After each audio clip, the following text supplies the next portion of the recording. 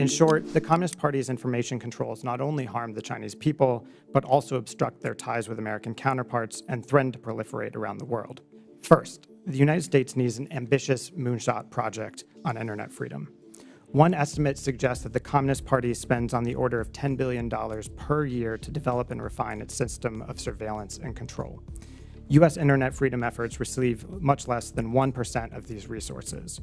Second, we should insist that American companies do more to counter information controls. Companies must disclose major cybersecurity incidents. They should have to do the same when they enable foreign censorship and surveillance.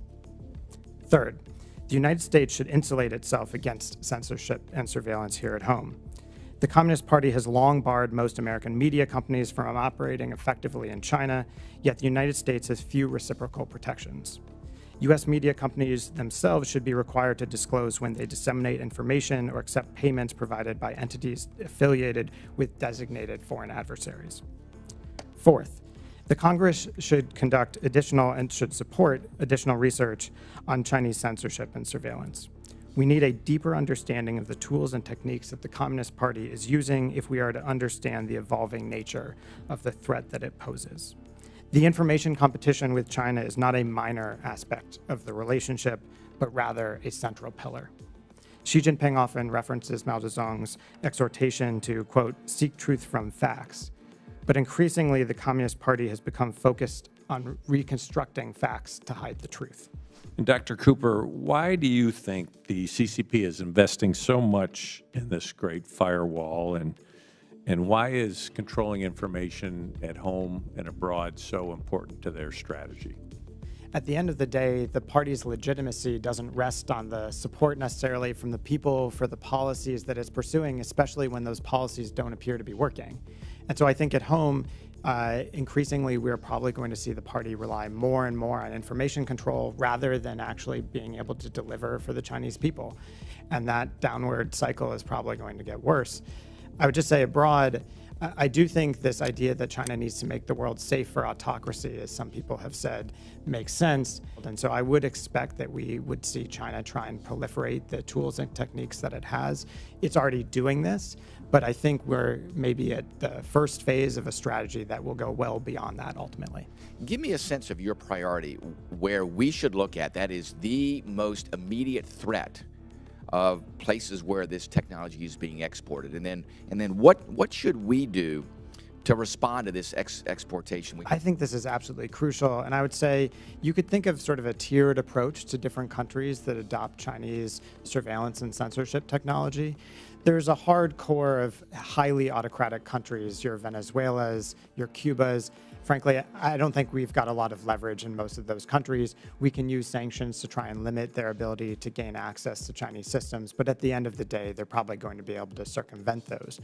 You've then got an outer layer, which is countries that are maybe leaning in an autocratic direction or have some leaders who are highly corrupt who would prefer to have the censorship technology.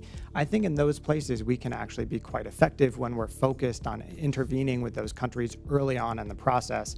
I'd say there's also a third layer, which includes some close democratic allies of the United States. You know, China's safe cities approach is something that's gotten traction in France. So I would start there at the outer layer and work our way in over time.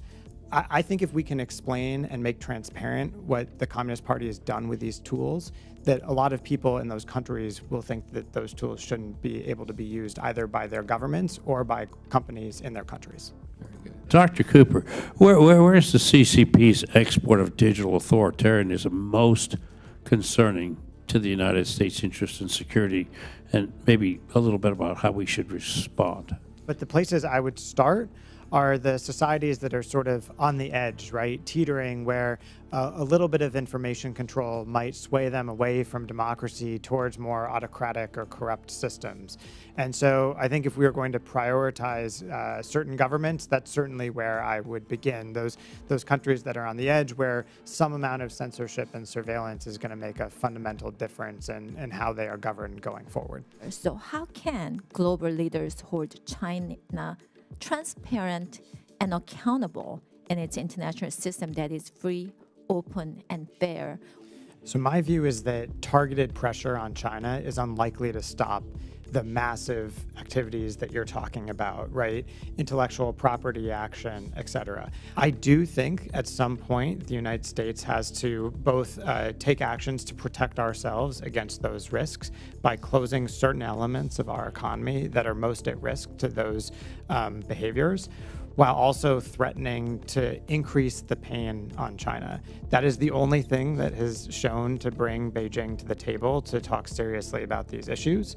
So I think it has to be a mix of targeted measures against bad behavior, going after specific individuals, specific companies, but also some pressure at the higher political level. We have Department of Justice cases in which we indicted multiple people affiliated with the Chinese government for doing this, and yet we've allowed the Chinese companies who benefited from that stolen technology to sell the solar cells back into the United States.